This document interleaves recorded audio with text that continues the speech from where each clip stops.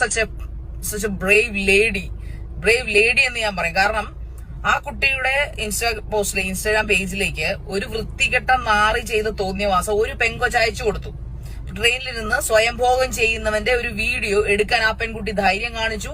അത് റെനയ്ക്ക് അയച്ചു കൊടുത്തു. റെന നല്ല അന്തസ്സായിട്ട് അവന്റെ മുഖം കാണിച്ചത് പോസ്റ്റ് ചെയ്തു. എന്നിട്ട് റെന അതിനകത്ത് പറയുന്നുണ്ട്, ഇതിന് എന്ത് കോൺസിക്വൻസസ് വന്നാലും ഞാനത് നേരിടും, മുഖം കാണിച്ചതിന്റെ പേരിൽ. കാരണം ദീപകിന്റെ കേസ് നടന്ന് ഷിംജിത ആൻഡ് ദീപക് വിഷയം നമുക്ക് എല്ലാവർക്കും അറിയാം.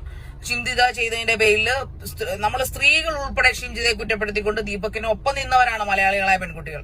മലയാളികളെ സ്ത്രീകൾ, അമ്മമാർ, യുവതികൾ, സെലിബ്രിറ്റീസ് എല്ലാവരും ഓൾമോസ്റ്റ് ഒരു 99.9 മലയാളികളും ദീപകിനൊപ്പം നിന്നു.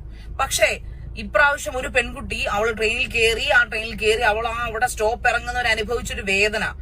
അപ്പോ അത് അവൾ ശരിക്കും പറഞ്ഞാൽ ഇവന്റെ മുഖം കാണിച്ച് തന്നെ അവൻ ആ സ്വയംഭോഗം ചെയ്യുന്ന മാസ്റ്റർബേഷൻ ചെയ്യുന്ന സാധനം ഒരു ചെറുപ്പക്കാരൻ കിടന്നുകൊണ്ട് ചെയ്ത് കാണിക്കുന്ന അവള് വീഡിയോ എടുത്ത് റെനയ്ക്ക് അയച്ചു കൊടുത്തു. അവക്കത് പോസ്റ്റ് ചെയ്യാനുള്ള ധൈര്യം ഇല്ലാത്തതുകൊണ്ടായിരിക്കും ആ കുട്ടി അത് റെനയ്ക്ക് അയച്ചു കൊടുത്തത്. റെന അത് മറച്ചു വെക്കാത്ത കാരണം സഹിതം പറഞ്ഞുകൊണ്ട് നല്ല വൃത്തിയുള്ള മലയാള ഭാഷയിൽ, നല്ല തനി നാടൻ ഭാഷയിൽ അവളത് പറഞ്ഞിട്ടുണ്ട്.